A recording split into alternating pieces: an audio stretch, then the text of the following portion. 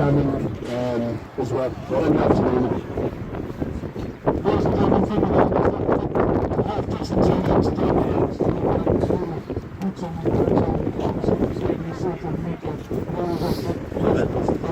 very good message, man.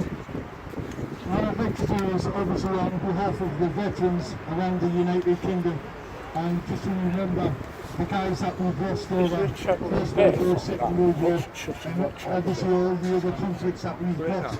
So I'd appreciate it if we could all just do a 1 minute silence, please, in respect of those guys. Thank you.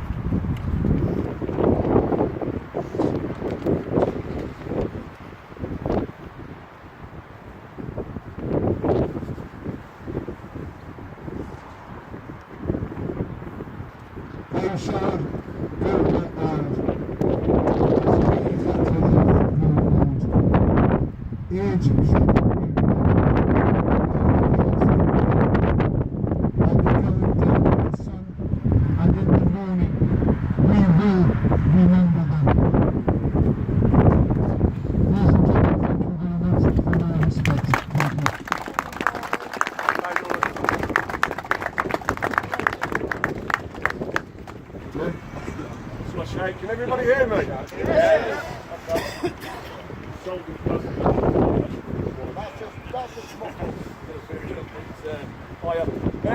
I just want to go through the content of the letter that we've handed in. You've become council police.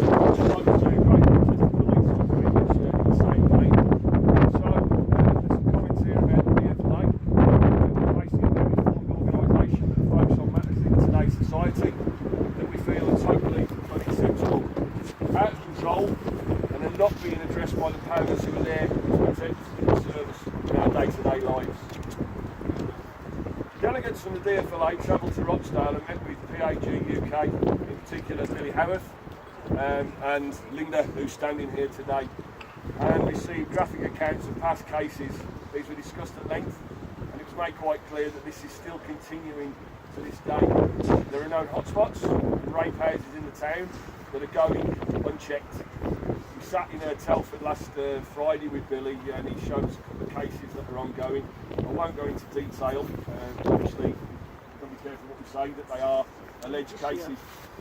We started our campaign, support for the victims of child abuse, 2 weeks ago in Telford, and we've been successful in supporting the call for an independent public inquiry which will focus on both historical and current sexual abuse and exploitation of the children of that town.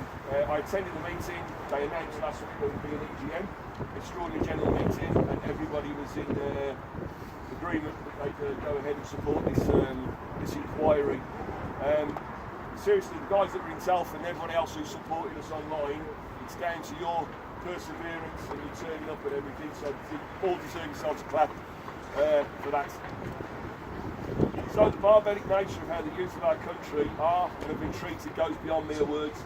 It is sickening, and the way in which the authorities have handled this subject is tantamount to gross neglect and dereliction of public office.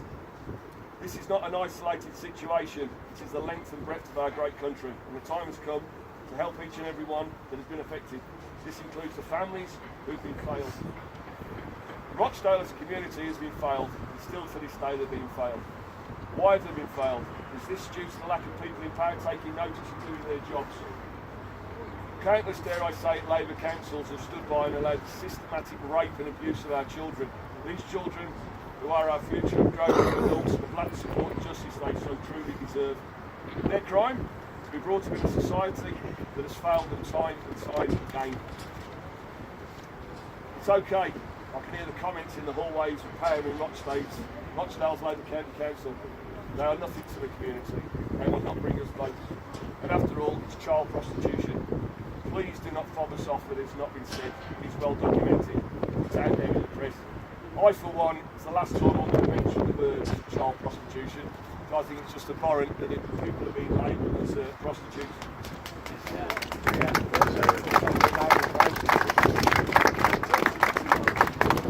So my next paragraph is that not a crime in itself. The word child and sex should never go in the same sentence. To say they were child prostitutes and they knew what they were doing, again, should never be allowed to form the basis of any decision by the powers that be. The administration of alcohol to a minor is a crime. The administration of both prescription and illegal drugs to a minor is a crime. Possession of illegal drugs is a crime. So if we can't get these people on child sexual exploitation, let's nail them for the other crimes that they're committing.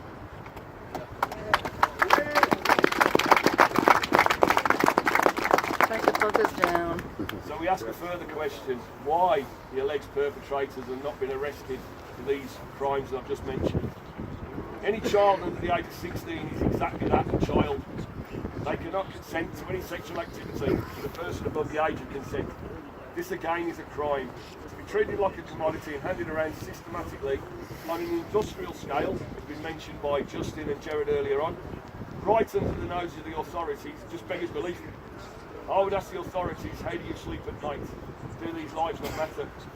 Yes, we hear you say they do sleep well at night, and these lives obviously do not matter. Your duly elected council have a duty to serve. The police have a duty to protect and serve, and the children's services have a duty to protect and serve the vulnerable in our society. We've been reading and hearing on far too many occasions that these children are wild and out of control. They are past caring or cannot be helped. What complete and utter rubbish. These children are, as the word states, children. There are currently two independent investigations which are not aligned to any ongoing police investigations, which are very sinister to say the least. I have to say they're alleged, because I saw them and I'm not going to comment because I don't want to compromise the investigations that are going on. It is also alleged that there are properties owned by elected members of Rochdale Borough Council that are being used by the gangs that are used for CSE. Why is it after past failings that CSE is still going on in the Borough of Rochdale? You as the leader of Rochdale Borough Council are there to protect and serve all of your constituents. Not just the constituents who live comfortable lives, but the less fortunate, underprivileged and the most vulnerable, especially children. As Justin said up here, sure, superintendent, what have you, if it's happened to his children, it would be a totally different outcome. So I ask the question, why are you failing these people? Why are we not seeing more arrests along with more cases submitted to the CPS? We feel that you are blind to what is clearly still going on in your town. We at the DFLA will not go away. We will return to Rochdale again and again. We will visit towns and cities up and down the country where the systematic rape and sexual abuse of our children has and still continues to this day. This is not about left or right, it's about what is right and what is wrong in our society today.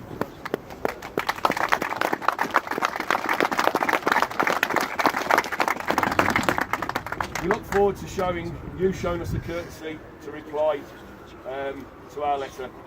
So I want to say one final thing for any people out there who are watching this today. We've created a website, dfla.rochdale@gmail.com, and we encourage any survivors, any victims or any of the families to come forward with their stories. We've got a dedicated research team sitting in the background, some who have gone through this in the past. So very sympathetic here. We want to help you. We want to give you guys some closure and maybe make the insurers give you some sort of compensation. I know that doesn't make up for the horrible dreams and your thoughts that go through your every day. So with that, I'll hand you over to maybe Linda to say a few words on the outcome of today.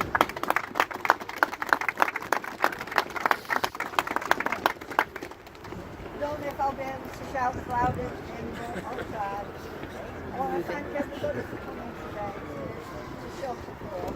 Been on this 23 years, one man, Martin Dean, he can't be here today, but I'll be on the phone to him and he can't be back. What I want now is I want to see arrest made slowly. If you only knew what was going on, I wouldn't do anything about it. that I've been places, I've been followed, threats, and I've exchanged phone calls, I've made complaints, and this is what I've found out as part of my complaint. This is irrelevant for anyone who can't see the back piece of paper she's holding up. My complaints about what was happening to those kids at Northview. Shameful. Absolutely shameful. It is, and I thank you all for coming. 23 years have been on it. Not on your own no more.